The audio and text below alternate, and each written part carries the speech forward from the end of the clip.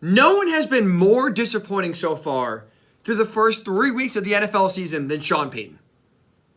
This is a coach, and this is a guy who talked a lot of smack, that promised a lot of things, turnaround, playoffs, rejuvenated Russell Wilson, revitalized offense, and has delivered nothing. Delivered nothing.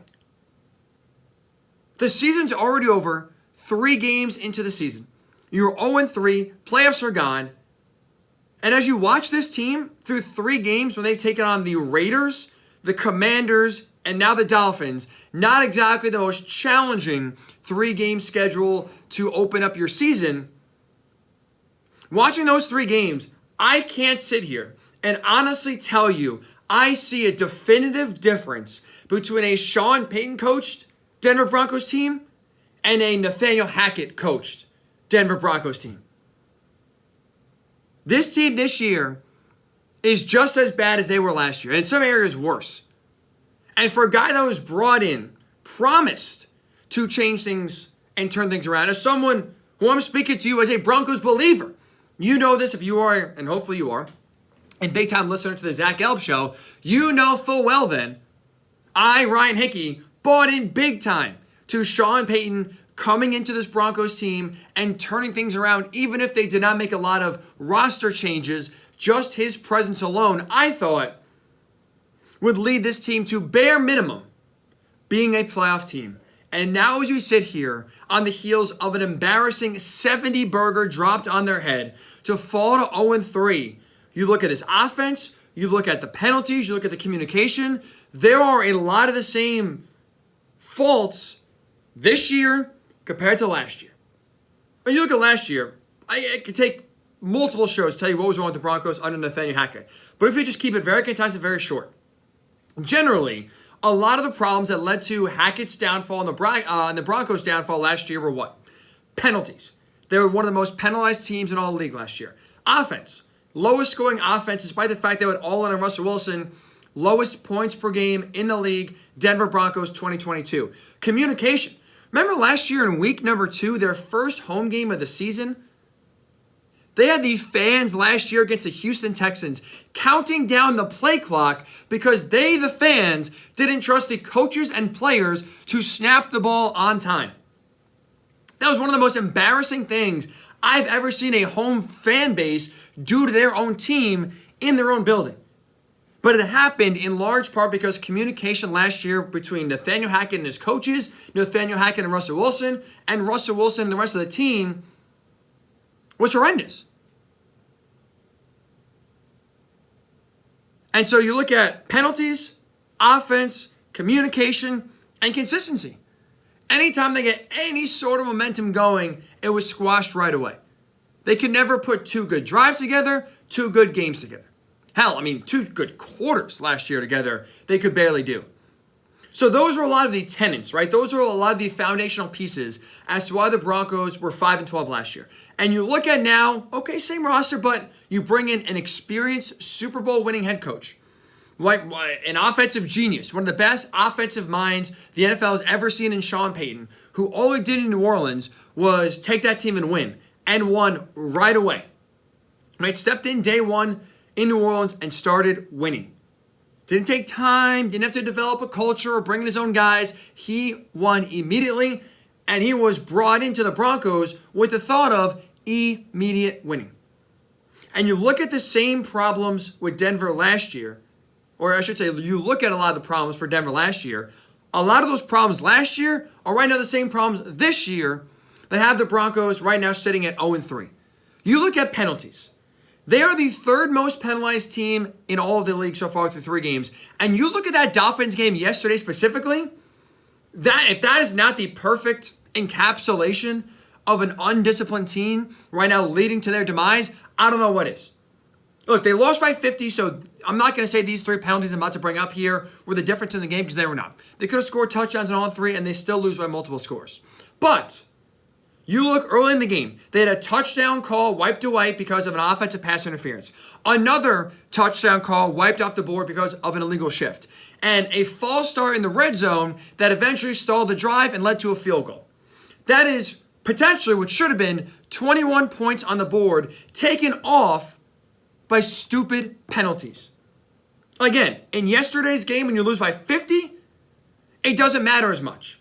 But when you are consistently penalizing and shooting yourself in the foot, it's not a surprise that those penalties and being one of the most penalized teams in the league right now is a reason why you were 0-3. Penalties were a problem last year, they're a problem this year. Communication. I don't know if you noticed, and again, when the Dolphins are hanging touchdowns left and right, it's hard to notice.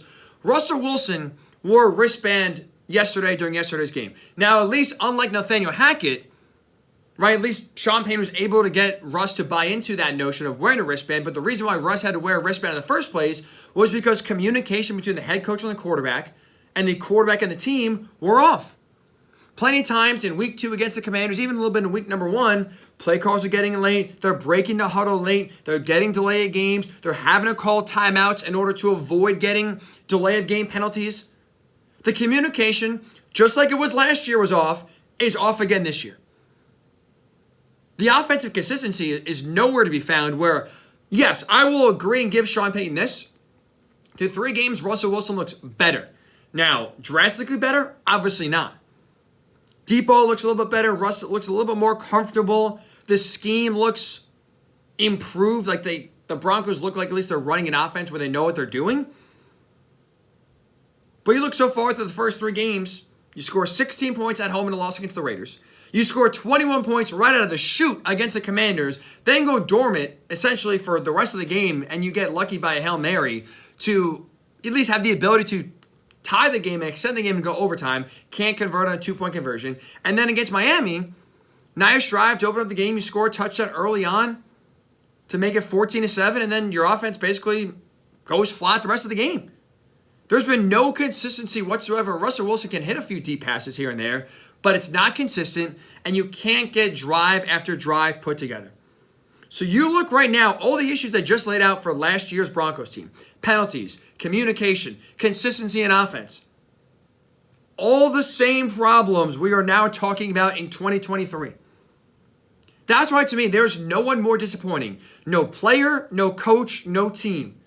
More disappointing so far through the first 3 games of this NFL season than Broncos head coach Sean Payton. He was brought in to turn upside down everything Nathaniel Hackett did. Everything Hackett did, Payton was supposed to do the opposite of it. And so far through 3 games, it's basically a mirror image. I can't sit here and honestly tell you I see a discernitive difference between the 2022 Broncos under Nathaniel Hackett and the 2023 Broncos under Sean Payton. It is basically a direct replica of last year's season this year. And that's a problem. And honestly, to at least give Nate Hackett this, credit, at least his defense was good. Right? The Broncos last year were not bad because their defense was terrible. Defense actually kept them in games longer than they should and made some losses even respectable. But this year, 35 points to the Commanders in week number 2. And we just saw what the Commanders did against the Bills on Sunday with 5 turnovers and 3 points. And then yesterday, a 70 spot. 70! Second most points of all time. 726 yards of total offense. Vance Joseph is horrendous. He has taken a good, really good defense and made it one of the worst. And that's on Sean Payton too. He deserves blame. Sure, he's an offensive guy, and sure, he was brought in, right, to coach and elevate Russell Wilson. But he also made the hire of Vance Joseph, and he owns that mistake. So it's not just the fact that the offense right now is almost a mirror image of what we saw last year. It's also the fact that his hirings now have, forget about not panned out, they have been a colossal failure. A colossal failure. And it's one thing if Sean Payton had a quiet offseason and was still doing this, right? It's one thing if he just came in, kept his mouth shut, grinded, was promised and was, talked about in the outside media.